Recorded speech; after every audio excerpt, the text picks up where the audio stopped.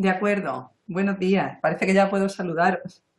Aunque no os vea, estoy encantada de compartir este espacio virtual con vosotros y he optado por una presentación con bastante letra en las diapositivas y por no separarme mucho del texto en el discurso, con el fin de que si hay problemas con la conexión, que yo ya espero que no haya ninguno más, pero si los hubiera no interfieran demasiado en la comprensión. No sé si será la fórmula adecuada, pero bueno, vamos a probar así. La conferencia de hoy se titula Dos propuestas metodológicas para la investigación en el aula. Investigación-acción e investigación de diseño. Y quiero comenzar con una consideración. Y es que la creación y potenciación de comunidades de profesores es la única forma de impulsar la adopción de métodos eficaces de enseñanza que conduzcan a mejoras relevantes y duraderas. Esta consideración no es mía, sino que la hicieron los asistentes al simposio Paradigma en Educación Matemática para el siglo XXI, compartiendo experiencias educativas con Asia, que reunió a una élite de prestigiosos conferenciantes procedentes de Asia, de Australia y de Europa. Así que aprovecho para felicitaros por esta comunidad que es GEMAT y agradeceros que me permitáis contribuir siquiera un poco a esta empresa, porque yo creo profundamente en el papel que los profesores y las comunidades de profesores estáis llamados a jugar, no solo en la educación matemática, sino en la investigación en educación matemática. Y dicho esto, vamos con el índice de la conferencia. En primer lugar, trataré de la separación teoría-práctica entre docencia e investigación en educación matemática. A continuación, me referiré al papel del profesorado como investigador y su potencial para contribuir a cerrar esta brecha. Y luego expondré dos paradigmas que permiten la investigación en el aula y la colaboración entre profesores e investigadores. Son la investigación-acción y la investigación de diseño. Caracterizaré ambas y daré un ejemplo para cada una.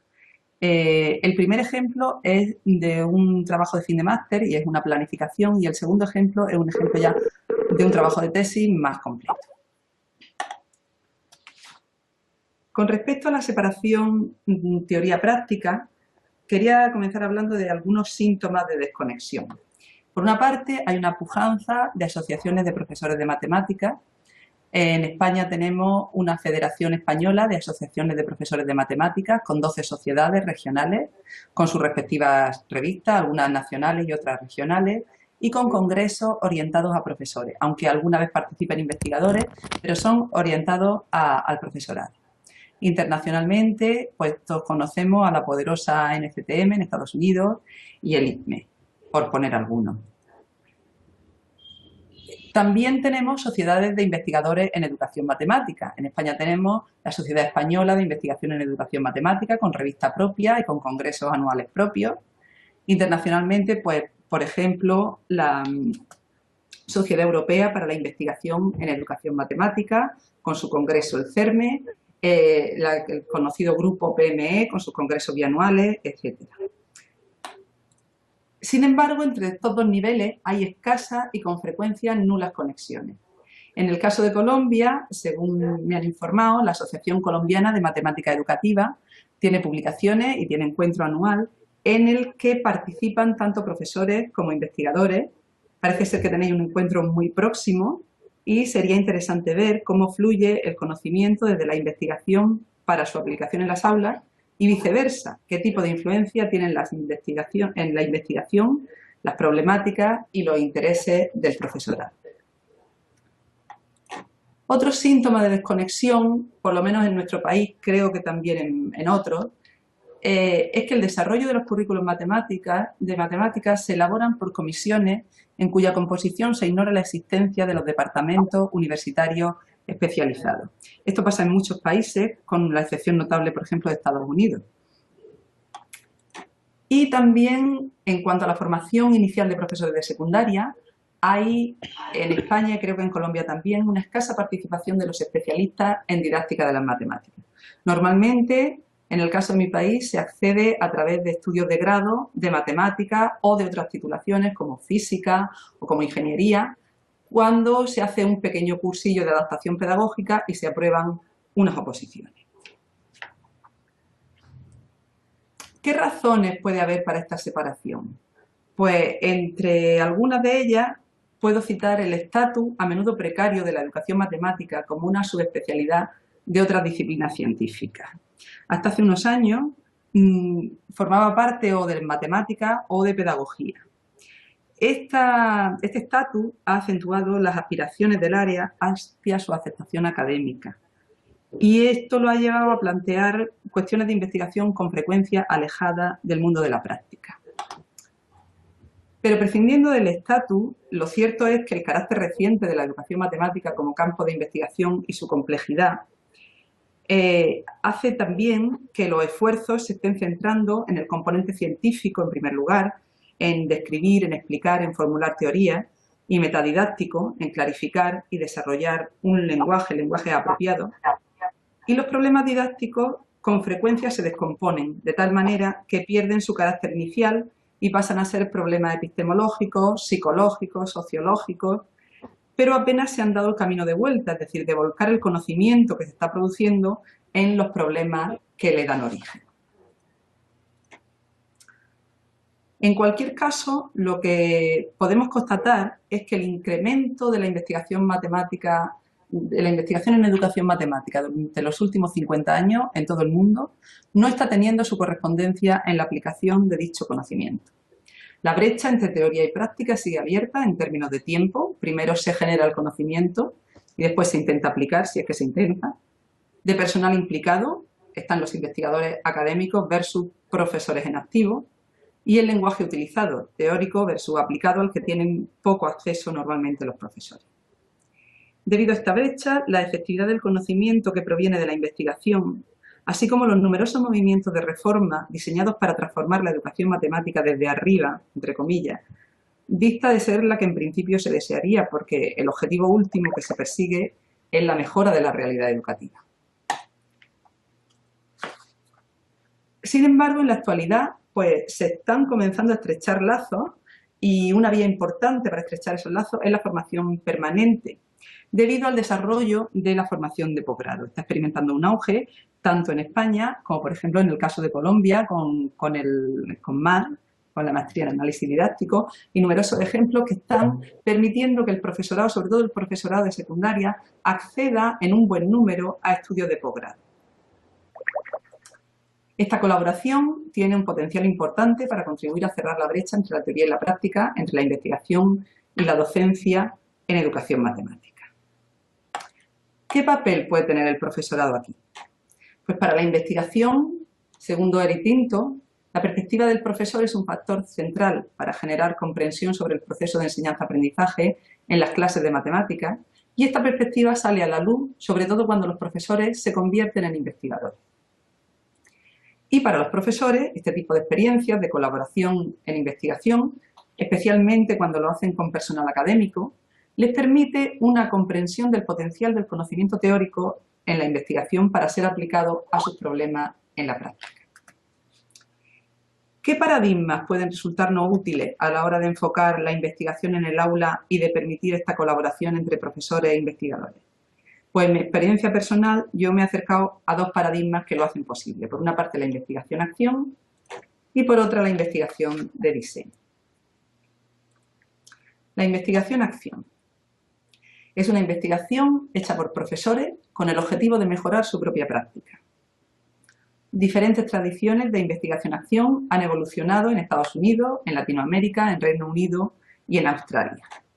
Y aunque hay distintas escuelas, se comparten acuerdos amplios sobre la naturaleza de esta investigación y sobre la manera de llevarla a cabo, que son los que voy a exponer. Quizá la característica mejor conocida de este tipo de investigación sea los ciclos sucesivos, tal como los expone Kemis y Mastargas, en los ciclos sucesivos de investigación, en los que inicialmente se adopta una actitud exploratoria, donde se desarrolla comprensión de un problema determinado que surge de la propia práctica, del propio interés del docente o de los docentes, si están en grupo, y se hacen los planes de algún tipo de estrategia de intervención.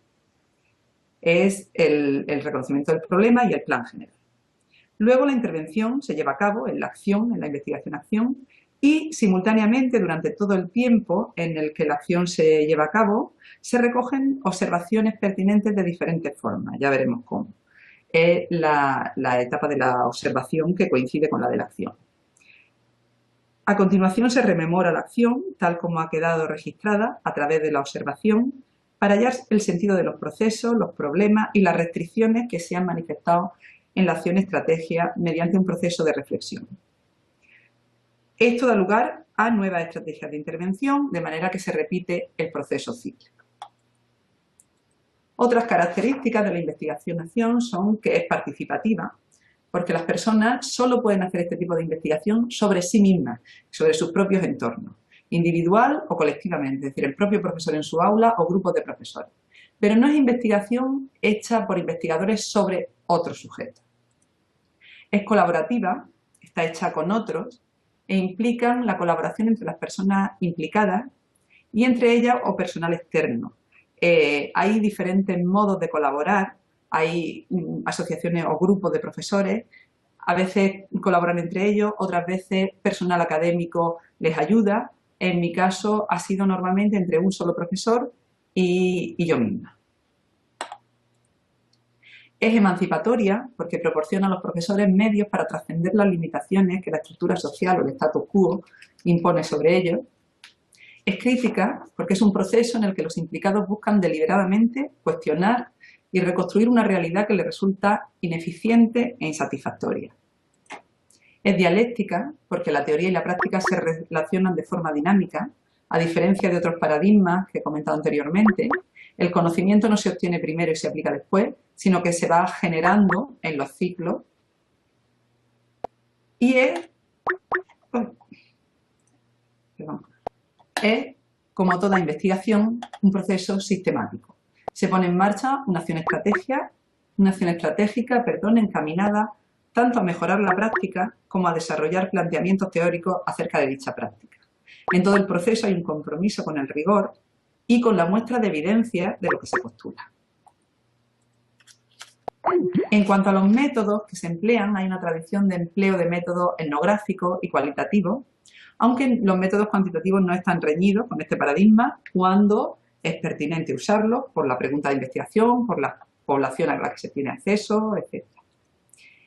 Sin embargo, la investigación-acción no proporciona directrices específicas en cuanto al diseño de la experiencia.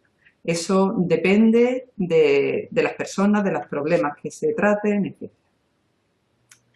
Para ilustrarlo, voy a presentar dos ejemplos, sobre todo uno de ellos está plenamente encuadrado en la investigación-acción, el primero que os voy a presentar, y corresponde a un trabajo muy reciente, se ha presentado hace unos días, es un trabajo de fin de máster, que tenemos para profesorado en la Universidad de Almería, por la alumna Leticia Núñez Morales, y lo he elegido porque me parece que la problemática que ella escogió es muy interesante, y para que veáis cómo se empieza una investigación-acción, aunque a ella, en un trabajo inicial, solo le he dado tiempo a planificarla. En el segundo ejemplo, sí veremos una investigación completa, que corresponde a una tesis doctoral, con los datos recogidos, resultados, etc. Bien, pues empezamos con el planteamiento del problema. El planteamiento corresponde a que Leticia, en el curso 2008-2009, va a trabajar a un centro de secundaria en un entorno desfavorecido, que tiene un alumnado con una gran desmotivación, con alto nivel de asentismo, un fracaso escolar muy elevado. Los familiares, hay familias desestructuradas que se desentienden de la situación y ante esta problemática el centro entero decide crear una comunidad de aprendizaje. Una comunidad de aprendizaje es un proyecto de transformación social y cultural de un centro educativo y de su entorno para conseguir una sociedad de la información para todas las personas basada en el aprendizaje dialógico, mediante una educación participativa de la comunidad, que se concreta en todos sus espacios, incluida el aula. Tiene como principio la educación entre iguales y el liderazgo compartido, es decir, todos enseñan a todos. No solo el profesor enseña y los alumnos aprenden, los alumnos también enseñan, pero también enseñan personas de la comunidad. Entonces puede darse el caso de que un padre está en una clase y a lo mejor es una clase de física y el padre es mecánico y en ese momento tiene un conocimiento aplicado que lo convierte en líder de lo que se está explicando. Eso fomenta la autoestima, la participación de la comunidad. Sobre todo, un dato muy importante son las altas expectativas. Normalmente en este tipo de poblaciones se tiende a rebajar las expectativas, a rebajar el currículum y, sin embargo, aquí en estas comunidades de aprendizaje se apuesta por conservar altas las expectativas y por tratar de conseguirlas como comunidad, entre todos. De manera que hay unas finalidades claras que las comparte la comunidad y hay un ambiente de aprendizaje que lo hace posible. Hay distintos métodos que se adoptan en las comunidades de aprendizaje, como las dobles docencias. Esto es que más de un profesor, normalmente dos, dan clase conjuntamente a un grupo. Se entran unos profesores en clase de otros y ayudan a la docencia. Se cuenta también con la formación y la participación de familiares. En el centro pues se dan clases o se hace preparación de otros familiares que no son los propios alumnos pequeños. Se amplía el tiempo de aprendizaje con horas extras para lo que haga falta o lo que se estime necesario. Se producen tertulias dialógicas y también hay grupos interactivos. En el caso de Leticia, para sus clases de matemáticas, de entre todas estas modalidades, lo que más le cuadraba para empezar a probar eran estos grupos interactivos. Los grupos interactivos son una organización flexible del aula que pretende maximizar las interacciones entre sus miembros, fomentando la comunicación, el aprendizaje cooperativo y la motivación hacia el aprendizaje mediante una dinámica activa y estimulante. Esto en abstracto. En concreto voy a tratar de explicar un poco cómo funcionan. La clase se divide en grupos. Estos grupos de alumnos van rotando sobre actividades y en cada mesa, digamos, hay una actividad determinada y un adulto, que no es el profesor. El profesor el profesor ha planteado la situación y está allí un poco viendo cómo se desarrolla la dinámica, pero interviniendo cuando tiene que intervenir, pero en general, en términos generales, la clase la llevan los alumnos y la llevan voluntarios de la comunidad. Entonces, en cada grupo hay un adulto, que puede ser un padre, que puede ser un tío, que puede ser el conserje, que puede ser la señora de la limpieza. Leticia tiene a todas estas personas de vez en cuando en su clase y ayudan a los niños. No necesitan tener conocimientos de matemáticas, lo que necesitan es estar en la mesa y ayudarle a que se puedan gestionar, animar al que no participa, ver un poco qué pasa si hay conflicto, cómo lo pueden resolver, etc.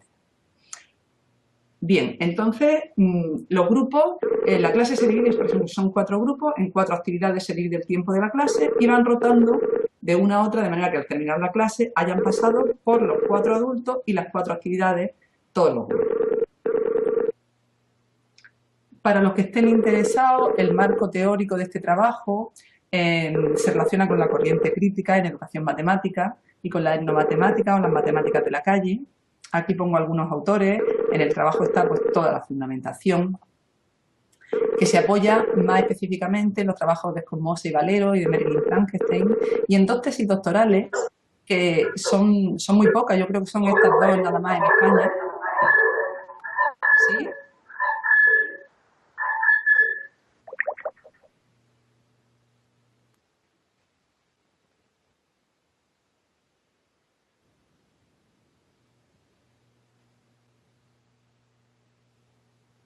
Bien, en 2 tesis doctorales que son sobre comunidades de aprendizaje y en la clase de matemáticas. Son la de Silvia Molina Roldán y la de Díez Palomar. Como objetivo, la investigación tiene diseñar una propuesta didáctica basada en el trabajo con grupos interactivos sobre un tópico matemático específico y constatar si en los grupos interactivos en el aula de matemáticas se hacen patentes los principios del aprendizaje dialógico, si hay alguna función o característica que no supiéramos a priori que se pone de manifiesto, así como analizar los cambios, mejoras, las ventajas, limitaciones que se ponen de manifiesto durante la puesta en práctica de la secuencia didáctica. En la etapa de planificación, pues se ve el contexto en el que se va a aplicar, se elige el contenido, que en este caso es de proporcionalidad, se diseña una propuesta didáctica y se adapta a la dinámica de los grupos interactivos. Por ejemplo, el contenido de proporcionalidad, pues a la hora de diseñar actividades, bueno, una cosa que tengo que decir es que no se pretende a lo mejor que las actividades sean tremendamente innovadoras, pueden ser actividades tradicionales y de hecho a lo mejor conviene no tocar varias variables a la vez. Entonces ella optó por actividades bastante tradicionales, pero por ejemplo tiene que adaptarlas en el sentido de como los grupos rotan en cada clase, pues las actividades que son para una clase no pueden venir no pueden tener distintos niveles de dificultad o ser unas previas a la otra, sino que tienen que quedarse en el mismo nivel y no tener un orden para que puedan rotar sin problema. Entonces, una vez que diseña la propuesta, la adapta a grupos interactivos.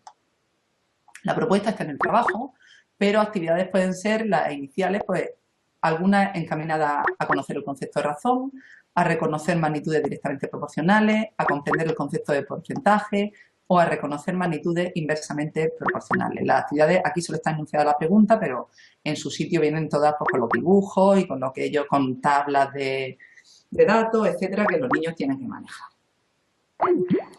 Hay 6 sesiones planificadas para un grupo de segundo de ESO. Estos niños están en segundo de ESO, que serán como, a ver, 12, como 13, 14 años, pero muchos tienen un nivel de primaria, de mediados de primaria. Están previstas para la primera quincena de diciembre y la fase se llevará a cabo el próximo curso. Al mismo tiempo que se planifica la intervención docente, hay que planificar también la observación, puesto que las dos cosas se hacen simultáneamente. Entonces, comenzamos por una elección de categorías. Ella ha tomado el trabajo de Díez Palomar, las categorías del aprendizaje dialógico, que se basan en el diálogo igualitario, en la dimensión instrumental, en la solidaridad y en la igualdad de diferencias.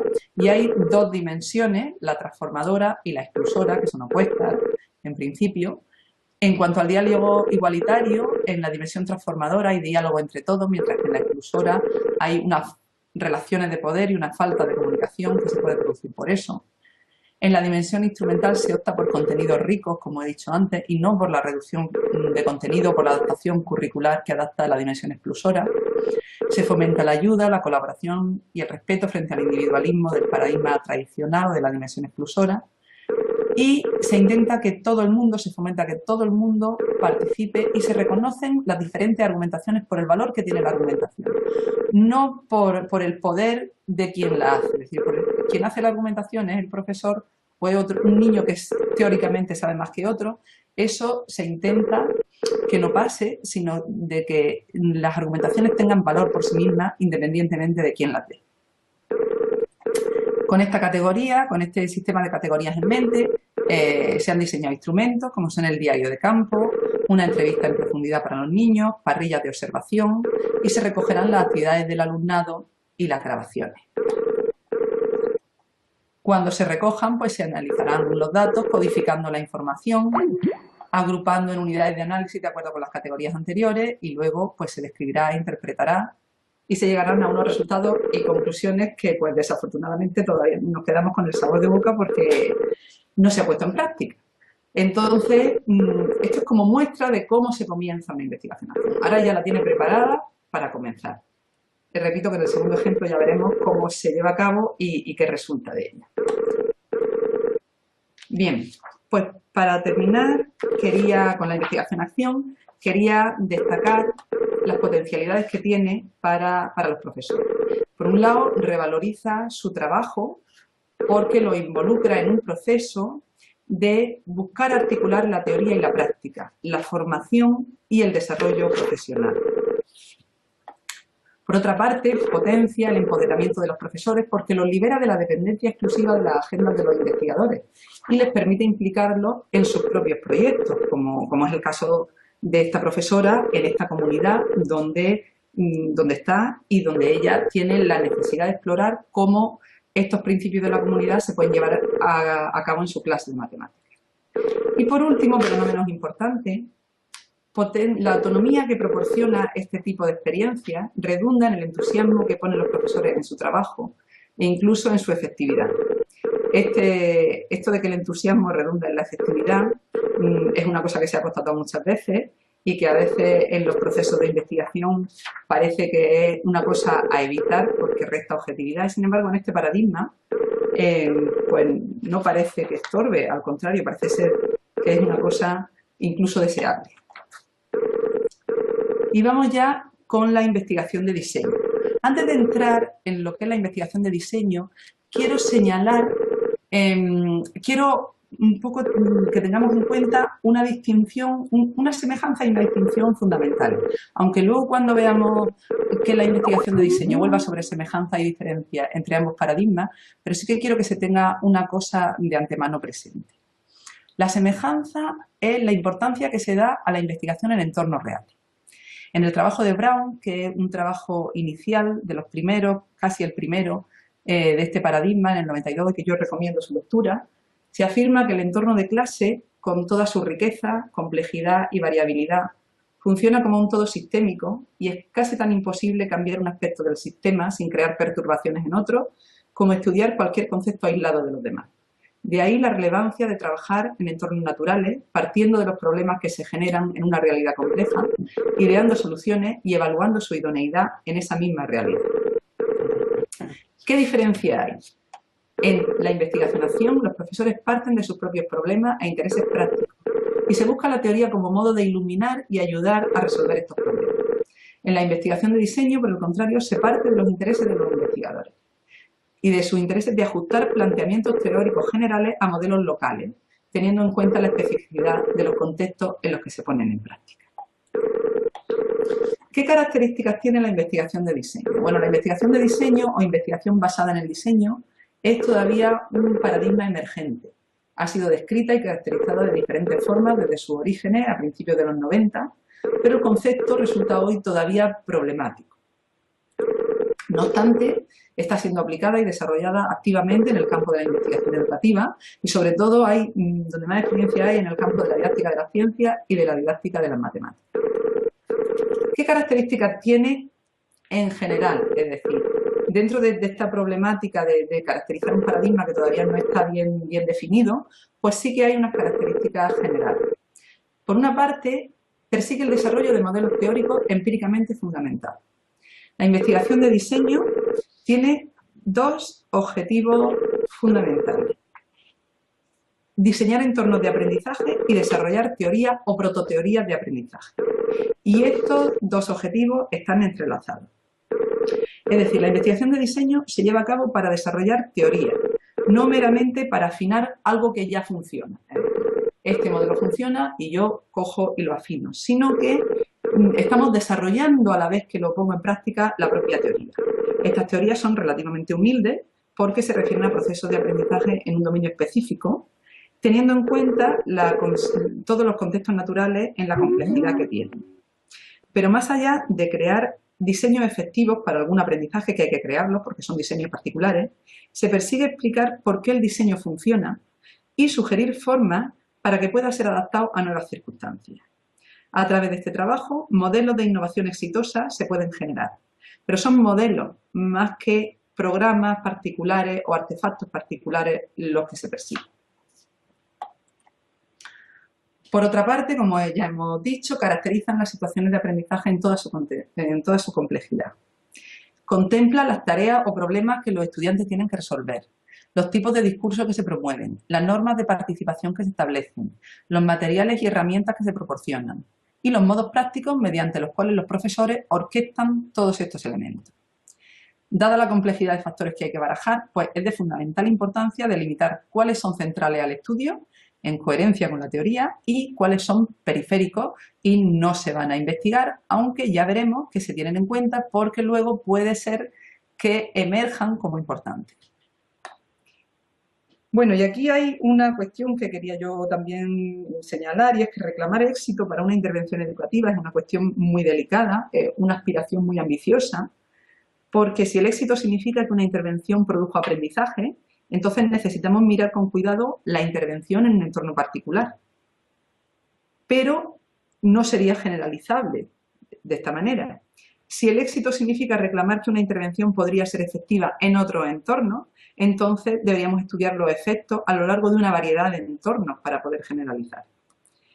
No obstante, esta clase de investigación deja muchas preguntas sin contestar sobre cómo cualquier efecto observado estuvo causado por las interacciones del entorno particular y de la intervención particular. Y es por eso que este tipo de experimentos tienen lugar a través de ciclos iterativos de diseño, implementación, análisis y rediseño, pero a largo plazo, en los que el diseño se somete a prueba a través de diversos escenarios y a través del tiempo, para poder ir afinando todo lo que comentaba anteriormente.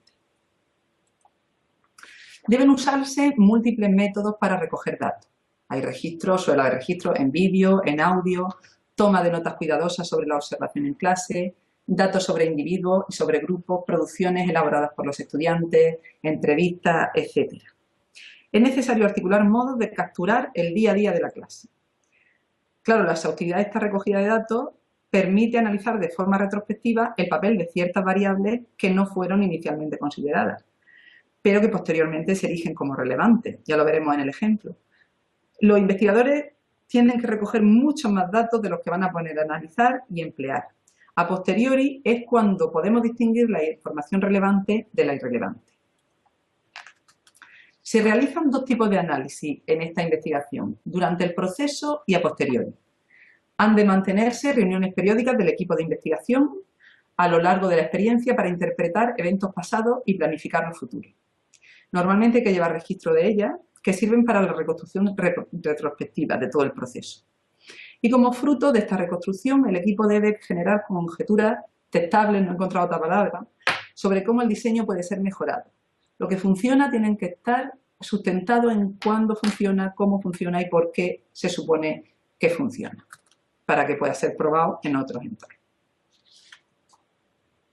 Bueno, es una investigación transformativa porque aborda la manera en que la educación puede evolucionar para alcanzar ciertos estándares o ideales.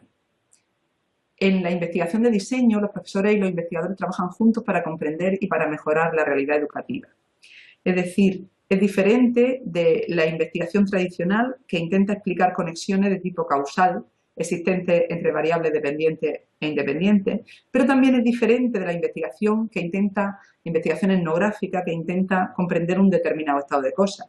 Es una investigación que intenta mejorar la realidad y que intenta alcanzar ciertos ideales. ¿Qué semejanza? Ahora sí vamos a ir un poquito más finos. ¿Qué semejanza hay con la investigación-acción? Pues por una parte el carácter cíclico, que conduce a la retroalimentación entre teoría y práctica, el desarrollo en contextos naturales y el interés por comprender y mejorar la realidad educativa. ¿Qué diferencia hay? Pues la investigación-acción surge del paradigma crítico y como tal persigue el desarrollo de las personas involucradas. Dichas personas son agentes naturales de la situación considerada y se constituyen como un grupo de investigadores para abordar la mejora o el estudio de una situación real en la que se encuentran inmersos. En los estudios de diseño, el objetivo no es el desarrollo de las personas, sino el desarrollo de modelos teóricos. Aunque, sin duda, las personas aprenden mucho en el transcurso del estudio y de eso doy fe. Los investigadores no han de ser necesariamente los agentes naturales de la situación del estudio, es decir, pueden ser investigadores que se meten en una clase, a los que les dejan una clase real y ahí hacen su docencia y su investigación durante un tiempo. Y tampoco han de abordar una problemática existente en el aula o en el centro, sino que es el problema de investigación que ellos llevan, que van a ver cómo se podría articular en entorno real.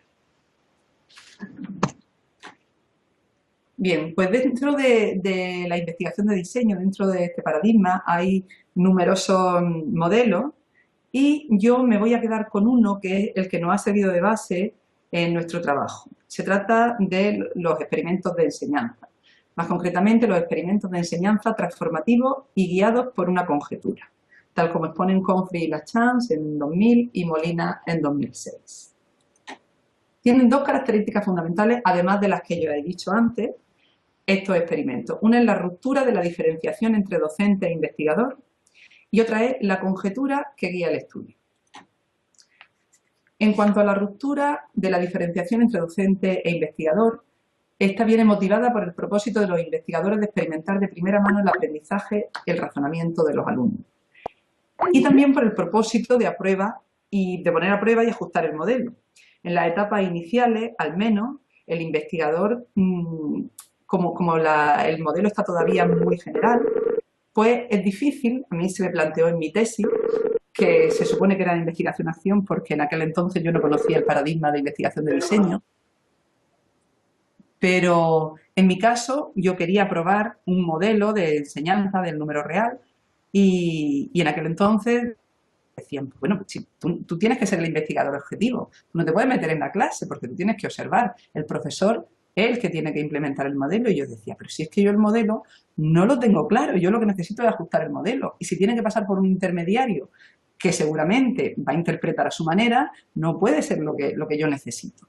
Entonces, el investigador en etapas iniciales necesita meterse en el entorno e ir probando, pero lo deseable es que conforme los ciclos van avanzando, el modelo se vaya ajustando y pueda dejarlo en manos de otros, cada vez más.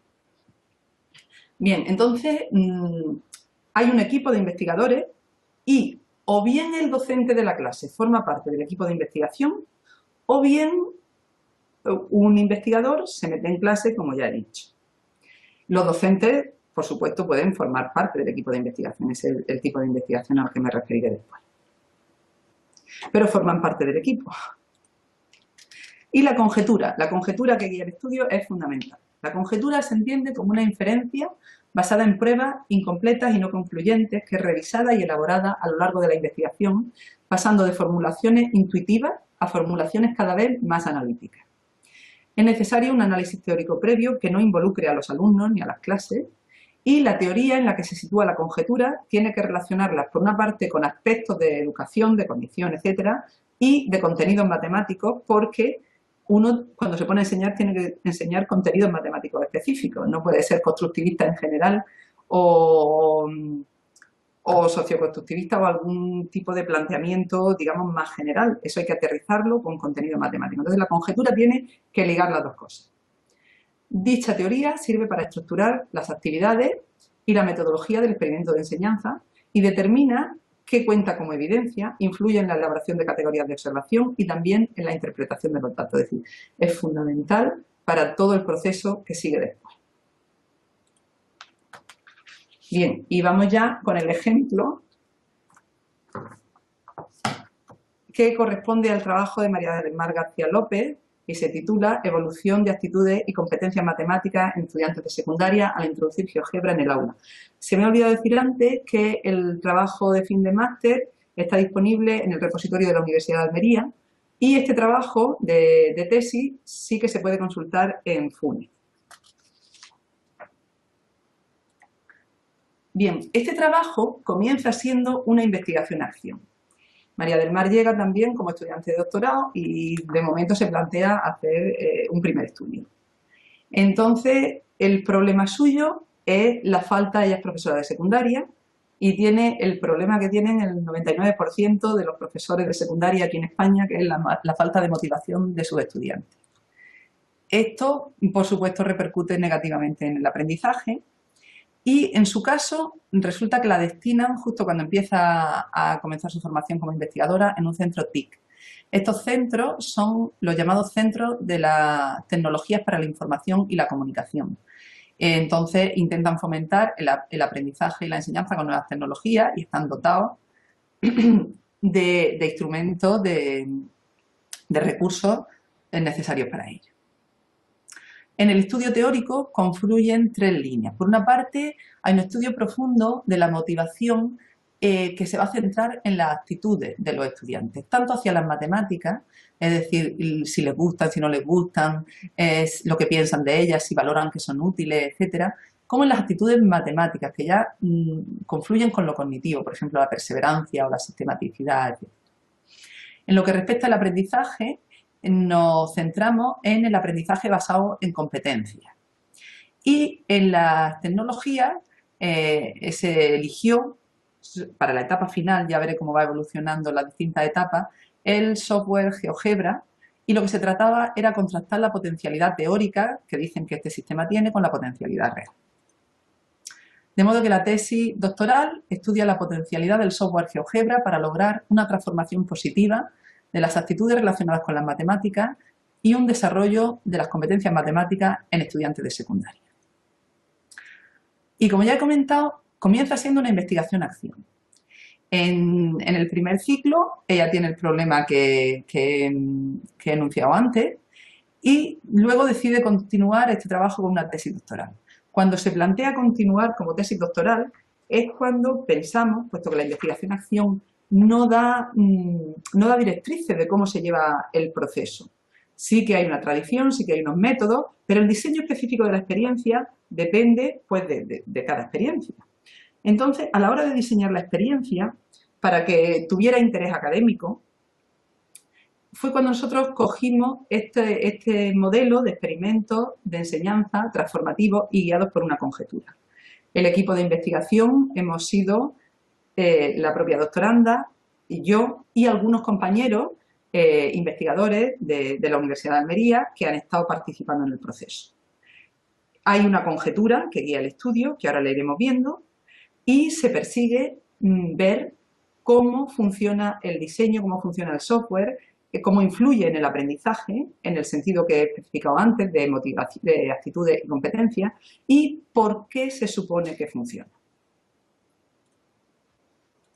Bien, la primera conjetura era que se podían, ya comienza en un centro TIC, y conjetura que se pueden utilizar las TIC en el aula de secundaria como recurso para transformar positivamente las actitudes de los estudiantes, así como para desarrollar sus competencias matemáticas.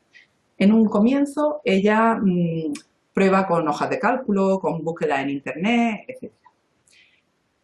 Los resultados positivos de esta etapa la animan a seguir. Dice, bueno, si aprenden, y aprendían parecía que bastante, a ella se plantea que le gustaría sacar más partido y coger alumnos como más mayores y estudiar software matemático específico, porque piensa que eso le puede dar mucho más juego a la hora de aprender matemáticas. Entonces, plantea que se puede realizar un uso de sistemas de geometría dinámica en el aula, prueba varios, para trabajar contenidos geométricos que contribuya a una transformación positiva de las actitudes y a un desarrollo de las competencias matemáticas de los estudiantes. Su influencia será más notable en la transformación de determinadas actitudes y determinadas competencias. Es decir, a raíz del ciclo 1 ya emergen unas ciertas actitudes y unas ciertas competencias que se ven más beneficiadas del trabajo con nuevas tecnologías. Por último, la conjetura que da inicio a la tesis doctoral es que se puede diseñar, poner en práctica y evaluar una secuencia de enseñanza basada en el uso del software GeoGebra que promueva una transformación positiva de actitudes y un desarrollo de las competencias matemáticas de los estudiantes de secundaria. El uso de GeoGebra potenciará en mayor grado determinadas actitudes y competencias y ciertas características y atributos del software guardarán relación directa con las transformaciones provocadas en estas actitudes y competencias. Los objetivos son, entonces, diseñar, poner en práctica y evaluar una secuencia de enseñanza-aprendizaje basada en el uso de GeoGebra. Analizar las transformaciones que la puesta en práctica de la secuencia provoca en las actitudes relacionadas con las matemáticas en alumnado de secundaria. Identificar las características de GeoGebra que pueden influir en la transformación de determinadas actitudes. Describir la evolución del desarrollo de las competencias matemáticas que se producen en los estudiantes de secundaria al implementar la secuencia. E identificar qué factores de GeoGebra intervienen en el desarrollo de determinadas competencias matemáticas. Para eso, en la fase de planificación se diseñan dos tipos de tareas. Unas tareas con lápiz y papel y unas tareas con GeoGebra. En las tareas con lápiz y papel se va a explorar la actitud que tienen los alumnos previamente a trabajar con GeoGebra. Y ya en GeoGebra se van a continuar estudiando las actitudes que van desarrollando a partir de cómo estaban previamente y el desarrollo de competencias. Estos dos tipos de tareas tienen en común que son tareas contextualizadas, a diferencia de lo que el grupo viene trabajando con la profesora habitualmente, que es una enseñanza más tradicional, pues se plantea, después de estudiar los modelos teóricos que vendrían bien para el trabajo con tecnología, etcétera, se plantea que hay que trabajar con tareas contextualizadas.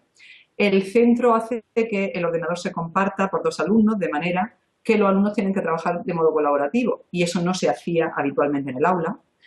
Se fomenta el aprendizaje por descubrimiento guiado y se trabaja en contenidos de geometría. Entonces, lo que hacemos es que, para poder comparar y que lo que distinga sea realmente el uso del GeoGebra, es poner unas tareas con lápiz y papel que tengan en común todo esto con las tareas de GeoGebra, a diferencia de cómo se venía trabajando antes en el aula.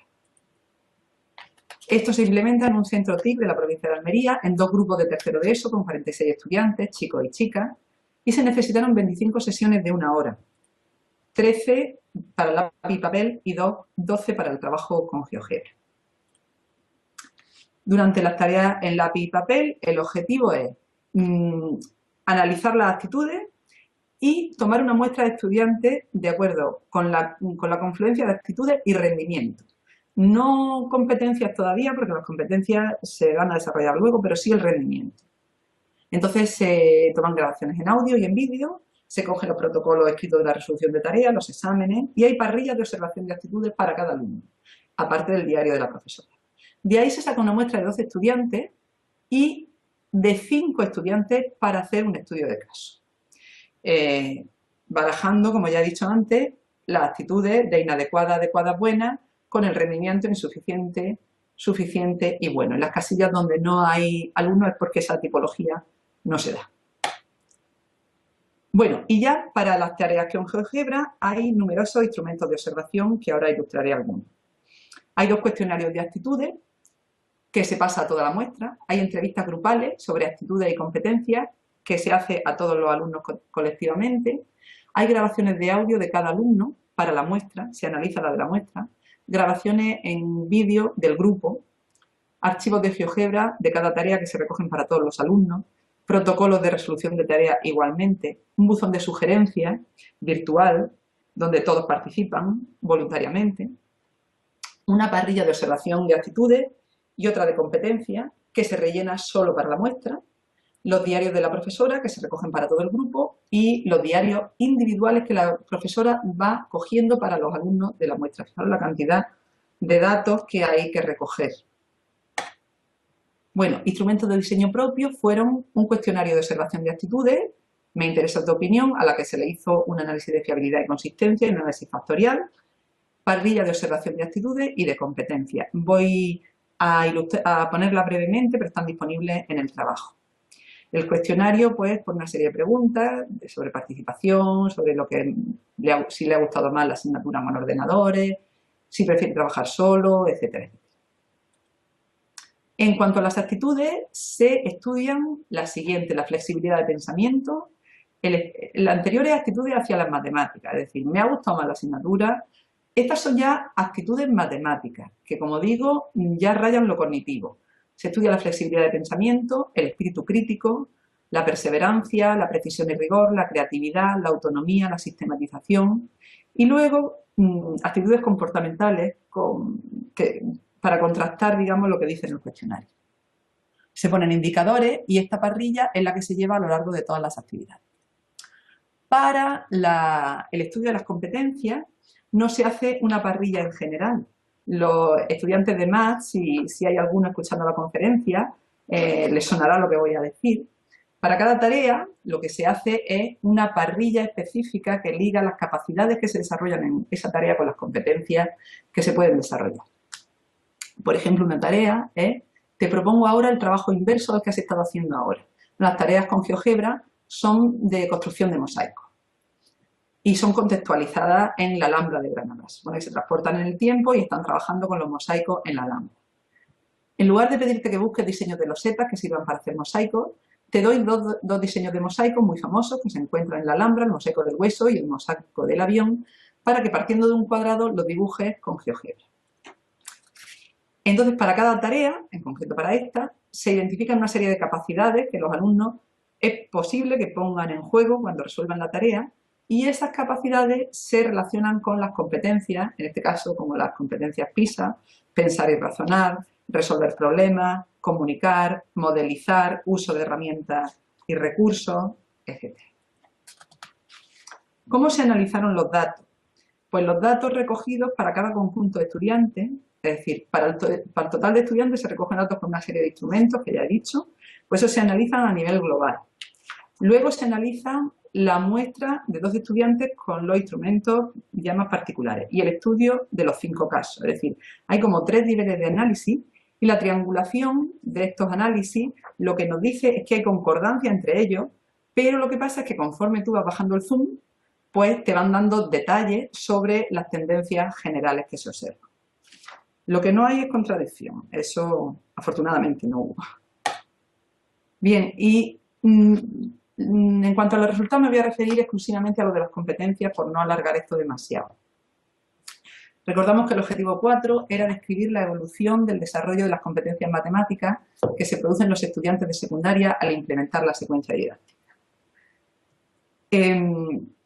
Gracias a GeoGebra se logra desarrollar una serie de competencias.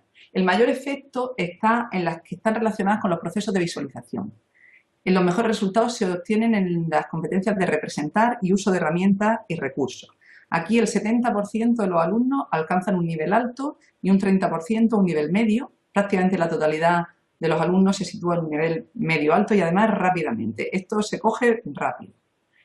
En cuanto a modelizar y resolver problemas, pues prácticamente la totalidad de estudiantes también alcanza un nivel adecuado. Aquí ya la tendencia se invierte. Hay un 30% que alcanza un nivel alto y un nivel medio el 70% de los individuos. Con una cosa que hay que destacar, y es que los problemas son contextualizados, son problemas abiertos, y si a lo largo de todo el curso, incluso en las tareas de lápiz y papel donde ya colaboraban y eran problemas contextualizados, los alumnos, los problemas abiertos es que no se atreven con ellos, no les gustan, pues aquí se meten estupendamente. Es decir, hay un salto en cómo se abordan problemas abiertos cuando uno tiene estas herramientas, de cuando solo tiene un lápiz y un papel. Y luego lo que se observa es un avance más lento en aquellas competencias que tienen que ver con lo psicológico, con pensar y razonar, con comunicar y con argumentar y demostrar. Esto ya lo habían visto otros autores antes. Bien, GeoGebra contribuye al desarrollo de todas las competencias hasta un nivel por lo menos medio, a un desarrollo al nivel alto con herramientas y recursos y a un nivel medio alto con modelizar y representar. Pero lo que emerge en la investigación es que la interacción con la profesora y la interacción con el compañero son decisivos para llevar a nivel alto determinadas competencias, sobre todo estas que tienen más que ver con lo cognitivo.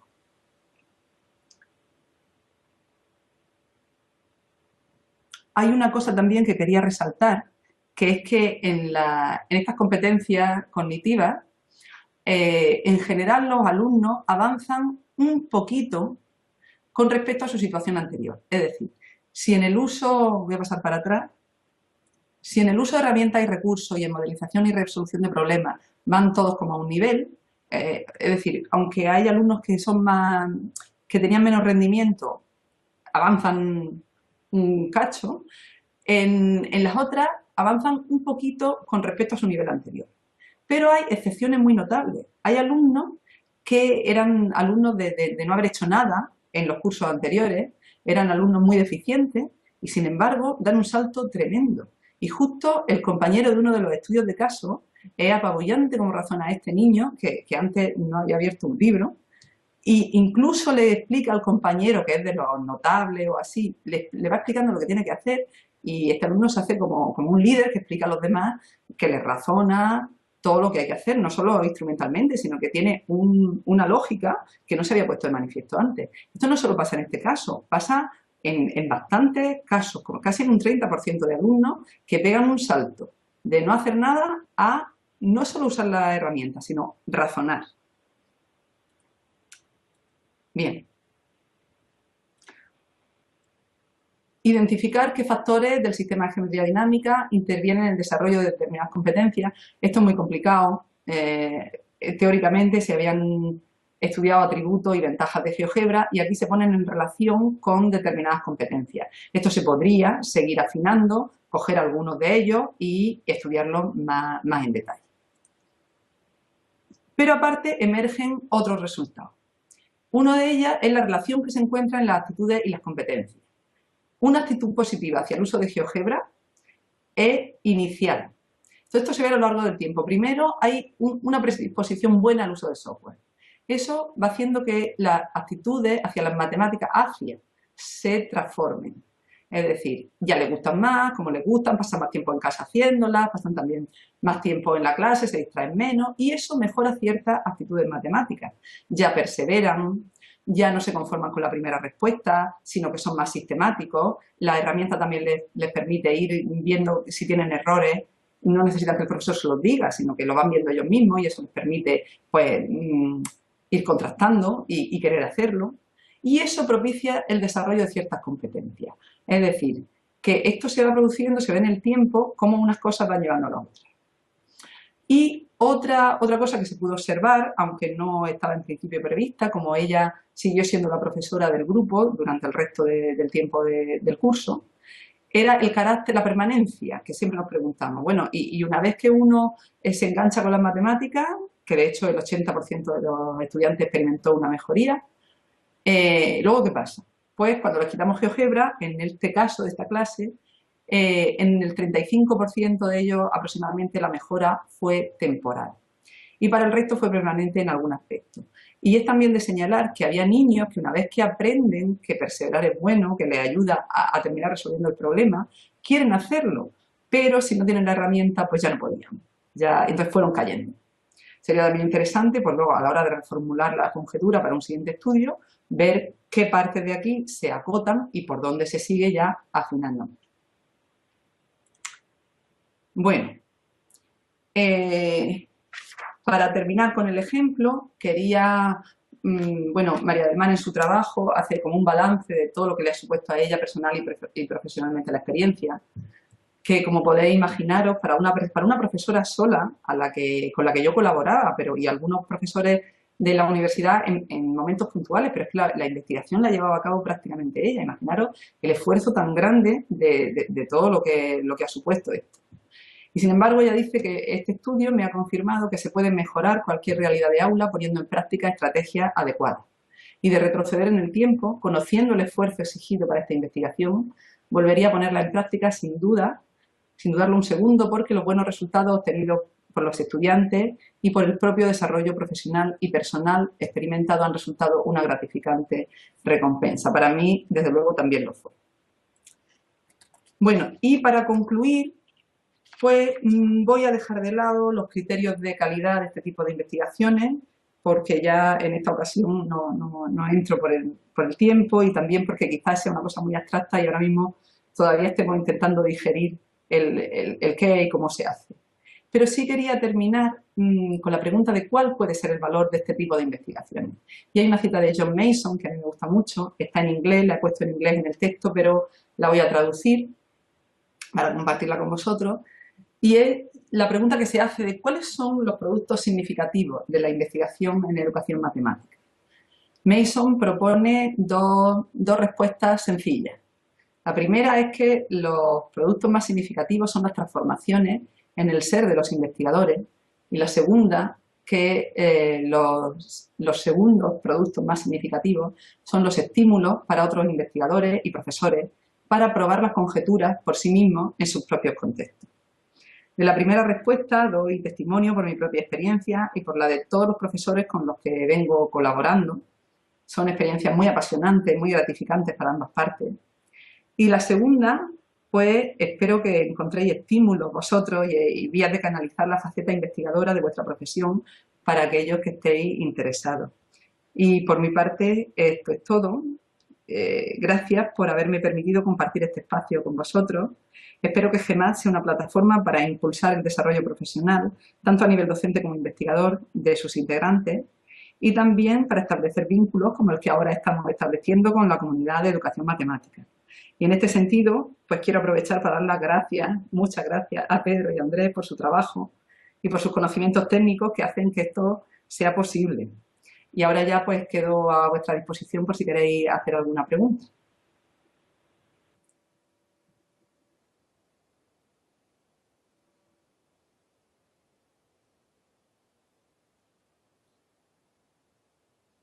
No hay problema.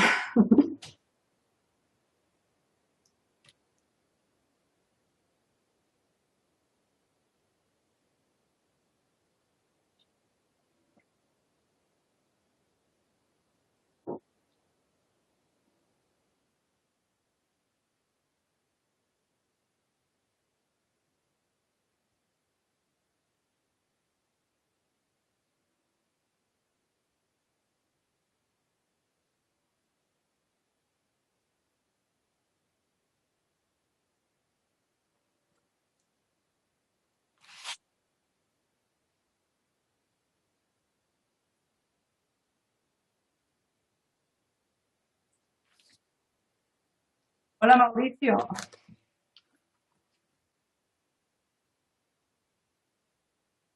Sí,